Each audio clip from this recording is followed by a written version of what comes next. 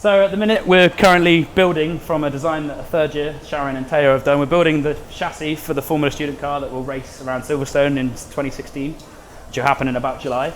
So we're spending the next few weeks building this frame. So it starts off with long pieces of tube pipe.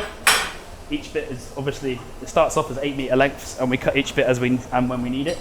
So we start off with like paper molds that we've gotten off a computer program that we've ordered, that the third years have designed, which gives us the edges of the pipe to cut, which should hopefully allow them to fit smoothly into the gaps where we need them. And so far we've built that much, which is the main roll hoop, which is a key point. Everything has to be within a couple of millimeters of where it was designed to do. So if it doesn't fit right, then the car could be off center and that would cause balance issues. So we need to make sure it's right. So this has taken over 2 weeks just to get to the stage we're at. So hopefully we should speed up the process as we get better at it. But at the minute, there's a lot of cutting and design and drawing and making sure everything's within spec. And there is involved a lot of grinding. So we get a piece of metal and we grind it down like that.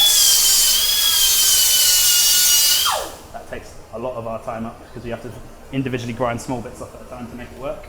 And then we fit it onto the frame where me or Warren make sure everything lines up like this. So when this is fitted correctly, and then we connect up the pipes and we can weld them together.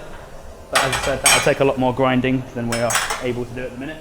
And Josh is currently designing and fitting a suspension mounting rig, which is where the jig will be where we line up all of our suspension and we weld the tabs on from there.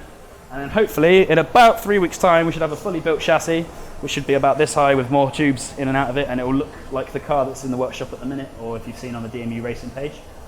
And yeah, hopefully we'll have a better year than last year. We keep improving and we'll get there eventually. I think that'll do.